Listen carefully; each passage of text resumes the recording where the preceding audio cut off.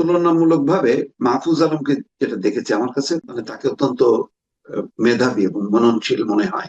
এই কারণে যে আহ, আমরা তো ক্ষমতায় না গেলে আসলে দায়িত্ব না পাইলে আমরা বুঝতে পারি না। তো আমরা তিনটা মুখ দেখলাম, নাহিদ ইসলাম, আহ আসিফ মাহমুদ সজীব ভুইয়া এবং মাহফুজ আলম।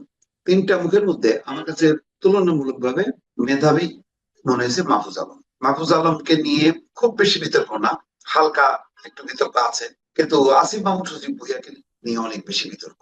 নাহিদ ইসলামকে নিয়ে আর একটু কম বিতর্ক। কিন্তু আহ যেটা তার এই উদ্যোগ আয়োজনটা কতখানি সফল হবে সেটা আমি জানি না, তবে একটা বাস্তবতা আছে, সেটা হলো সত্যি সত্যি একটা তরুণদেরকে নিয়ে মানুষ আহ একটা আশায় বুক বেঁধেছিল যে তারা হয়তো নতুন একটা রাজনীতি দিতে পারবে। সেই জায়গাটায় থেকে যখন কি মাহফুজ আলম কথা বলছেন, তখন আমি মনে করি যে এটা একটা বাস্তবতা আছে।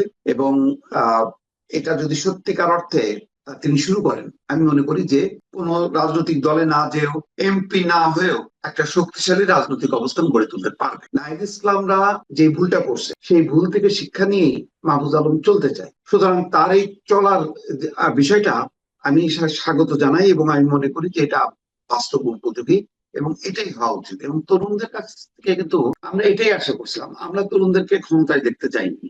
আমরা তরুণরা এমপি হোক সেটাও আমরা চাই না, মন্ত্রী হোক এটাও চাই না। আমরা মনে করি যে আগে রাজনীতিটা তৈরি করা, মানুষকে সম্পৃক্ত করা, তারপরে হলো ক্ষমতায় যাওয়া। আমি প্রস্তুত হওয়ার আগেই প্রচলিত এই ক্ষমতার বৃত্তের মধ্যে ঢুকলে সেটা যে আসলে মানুষকে হতাশ করে সেটা তো প্রমাণ করে ফেলছে নাহিদ ইসলাম এবং আসিফ মাহমুদ সজীব ভুইয়া বা এনসিপির এই দলের পুরো প্রক্রিয়াটা। মানে এটা মনে করেন আধা রাজনৈতিক দল, আধা হচ্ছে কি বলে এটা রাজতন্ত্রের আহ যেটাকে বলা হয় কি বলেন এটা, ক্ষমতার ভিত্তিতে যখন কি একটা রাজনীতি হয় এটাকে মানুষ তো ভালোভাবে দেখেন। তো এই ধরনের কিংস পার্টি, এই শব্দটাই আসলে বলতে চাচ্ছিলাম।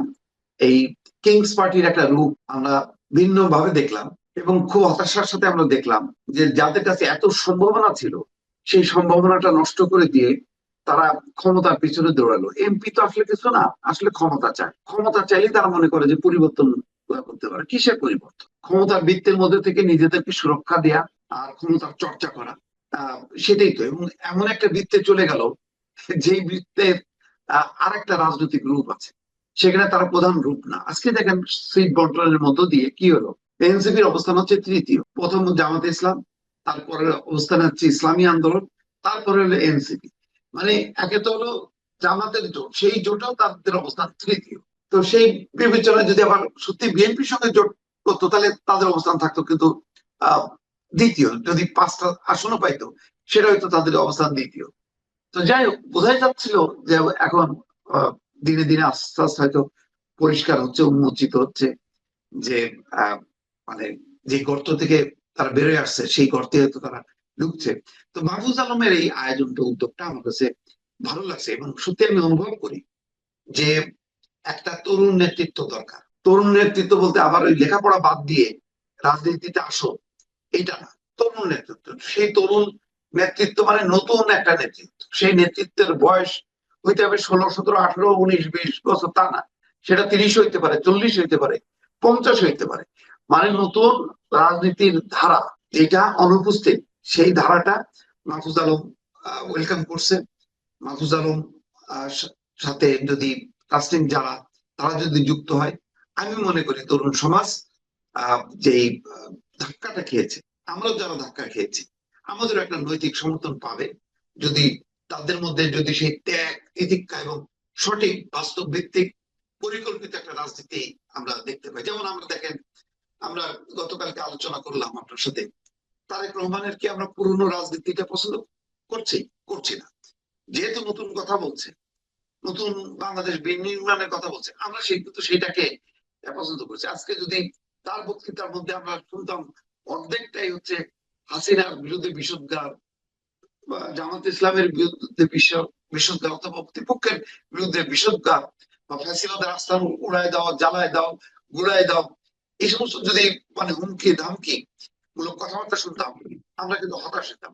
আমরা অনুপ্রাণিত হচ্ছি এইরকম ধারা পুরনো পুরনো রাজনৈতিক দলও নতুন ধারায় রূপান্তর করতে পারে। তার সাথে যদি আবার নতুন রাজনৈতিক ধারাও যুক্ত হয়, তাহলে কি হবে? তাহলে গণতন্ত্র শক্তিশালী হবে এবং মানুষের স্কোপ থাকবে, মানে বাছাই করা যে এই রাজনীতিটা সঠিক নাকি এই রাজনীতিটা সঠিক। এখন তো আমি পুরো বিভ্রান্তের মধ্যে আছি, কে সঠিক কে বেঠিক আমি তো বুঝতে পারছি না। সুতরাং আমি মনে করি যে একটা বিশাল শক্তি আছে, মানুষ একটা পরিবর্তন চায়, একটা নতুন রাজনীতি শুরু করতে চায়। সেই রাজনীতি যদি মাহফুজ আলমরা আগাইতে পারে, আমি মনে করি যে এইটা সমর্থন পাবে। নিঃসন্দেহে এটা ভালো একটা উদ্যোগ। আচ্ছা, একটা কথা আপনি আমাকে বলেন, এই যে মাহফুজ আলম, আসিফ মাহমুদ সজীব ভুঁইয়া অথবা নাহিদ ইসলাম অথবা আমি যদি এনসিপির কথাই ধরি, তাদের যেভাবে উত্থান, মানে ছাত্ররা একটা নির্দিষ্ট কজে, নির্দিষ্ট একটা কারণে আন্দোলন করেছিল, সে আন্দোলন থেকে তারা রাজনীতিতে আসলো। আমরা কিন্তু ঠিক এরই একটা রেপ্লিকা আমরা দেখতে পেয়েছি কয়েক বছর আগে, যে তখন একটা আন্দোলন ছিল, আন্দোলন থেকে উঠে আসলো এই নুরুল হক নূর, তারপরে আপনার রাশেদ খান, এরা তারা এসে গণ অধিকার পরিষদ নামে একটা রাজনৈতিক দল করল। সেই দলের পরিণতিও কিন্তু আমার কাছে এনসিপির মতোই মনে হচ্ছে, বরং এনসিপির চেয়ে তারা একটু ভালো। ওইখান থেকে অর্ধেককে পাঠিয়ে দিয়েছে, জেনারেল সেক্রেটারিকে পাঠিয়ে দিয়েছে বিএনপিতে। সে বিএনপিতে যোগ দিয়েছে ধানের শীষ পাওয়ার জন্য। দলীয় আদর্শ না কি আদর্শ বুঝতে পারলাম না, একটা দলের সাধারণ সম্পাদক ধানের শীষ পাওয়ার জন্য অন্য একটা দলে যোগ দেয় এবং সেটা আবার দলের সভাপতি অনুমোদন করে। সভাপতি বলতেছে এটা নাকি তাদের নির্বাচনী কৌশল। ঠিক আছে, কৌশল। এখন এটা দেখে কিনা ছোট ভাইয়েরা পুরো দল বড় নিয়ে জোটে যেয়ে যোগ দিল তো জামাতের সঙ্গে, যে জামাতের সঙ্গে তাদের রাজনৈতিক বিরোধের কথা তারা নিজেরাই উচ্চারণ করেছে বহুবার। যদিও আমরা অনেকে আবার সন্দেহ করছি এটা জামাতেরই সন্তানের মতো। জামাতের জেনারেল সেক্রেটারিকে আমরা দেখেছি বলতে যে জন্ম নিয়ে বাপের সঙ্গে লাগতে এসো না। তখন একটা মানুষের মধ্যে একটা চিন্তা ছিল যে জন্ম বাপ এই সমস্ত কথাবার্তা বলে বোধ তারা ওই দিকেই যাচ্ছে।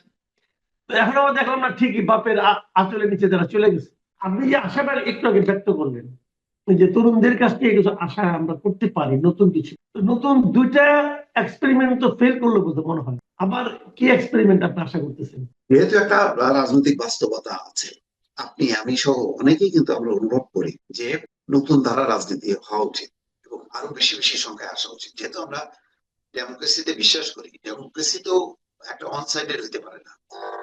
ডেমোক্রেসি হবে বহুমুখী। আমার অপশন থাকতে হবে যে এটা ভালো না, এটা এটা না এটা। আমার অপশন গুলো যদি না থাকে এবং সবগুলো অপশন যদি থাকে ওই ঘুরে ফিরে এমপি হওয়া, ক্ষমতা ভোগ করা, তাহলে তো আর এটা রাজনীতি হলো না। রাজনীতিটা তো মানে ক্ষমতাটা কেন, ক্ষমতাটা হলো সেবার জন্য। আপনি যখন নাকি একজন হন, মানে প্রতিষ্ঠিত হন, তখন আপনি কি করেন? আপনি আপনার এই প্রতিষ্ঠার বিষয়টা আপনি ছড়া দিতে চান, সে ধন সম্পত্তিতে হোক, বিদ্যা বুদ্ধিতে হোক। তো রাজনীতিটা তেমনই। রাজনীতি তো এ না যে আমি এটা এনজয় করব, এটা আমি আরো সেবা দেওয়ার জন্য। কিন্তু আমাদের এখানে তো উল্টা হচ্ছে। সেই কারণেই নতুন রাজনীতি মানেই এই না যে ছাত্ররা পড়াশোনা ছেড়ে দিয়ে রাজনীতি করবে, বিষয়টা তা না। নতুন রাজনীতি, এবং সেখানে যদি তরুণদের মেধাটা, যেহেতু তারা দেশকে অনেক কিছু কন্ট্রিবিউট করতে চায় এবং তাদের চিন্তা শক্তিটা অনেক ধারালো হয়। কারণ আমরা ধরেন আমাদের চিন্তা শক্তির একটা বন্ধত্ব হয়ে গেছে বলে মানে ধারণা করি। সেখানে তরুণরা অনেক কিছু অপশন থাকতে পারে, অনেক চিন্তা তারা মাথার মধ্যে অ্যাবজর্ব করতে পারে। তো সুতরাং তাদের কাছ থেকে একটা নতুন রাজনীতি প্রত্যাশা করি। কিন্তু যেটা আপনি উদাহরণ দিলেন, এটা সত্যি। আমরা তো এই হতাশার মধ্যে আছি বলি তো বারবার বলি যে তাহলে নতুন রাজনীতির দরকার। তাহলে তো বলতাম যে একটা আমাদের গণ অধিকার পরিষদ ভালো না এনসিপি ভালো, আমরা এটা নিয়ে বিতর্ক করতাম। সেই বিতর্কে গণ অধিকার পরিষদের কি কর্মসূচি, এনসিপি কি লক্ষ্য, কি তারা বললো, কি তারা করলো, এগুলি নিয়ে আমরা আলোচনা করতাম। কিন্তু আমরা সেই আলোচনার বাইরে আমরা খুঁজতেছি কেন? মাহফুজ আলমের এই বিষয়টা নিয়ে আলোচনা করতেছি এই কারণে এর একটা চাহিদা বাস্তবতা রয়ে গেছে। আমাদের একটা এমন একটা নেতা দরকার, যেই নেতা মানে ক্ষমতার জন্য, এমপি গিরির জন্য, শুধু পাওয়ার পলিটিক্স এর জন্য যার জন্ম হবে না, যে সত্যিকার অর্থে মানুষের কল্যাণের জন্য নতুন একটা রাজনীতি উপহার দেবে, একটা পরিকল্পনা উপহার দেবে, যেই পরিকল্পনায় মানুষের জীবনের আহ মানে আহ মানে জীবনের মান উন্নয়ন হবে। সে জ্ঞান ভিত্তিক একটা রাষ্ট্রের মধ্যে যাতে প্রবেশ করতে পারে। তো সেই জায়গাটা যেহেতু অভাব আছে বলেই মাহফুজ আলমের এই আহ্বানটাকে আমি খুব যৌক্তিক মনে করছি। আপনি আশাবাদী মানুষ, আপনার আশাবাদ পূর্ণতা লাভ করুক এটা চাই, কিন্তু আমি নিজে কিন্তু আশাবাদী একেবারেই না। একেবারেই না এই কারণে যে উনি তো পরীক্ষিত, কারণ উনি বেশ কয়েক মাস একটা মন্ত্রণালয়ের দায়িত্বে ছিলেন।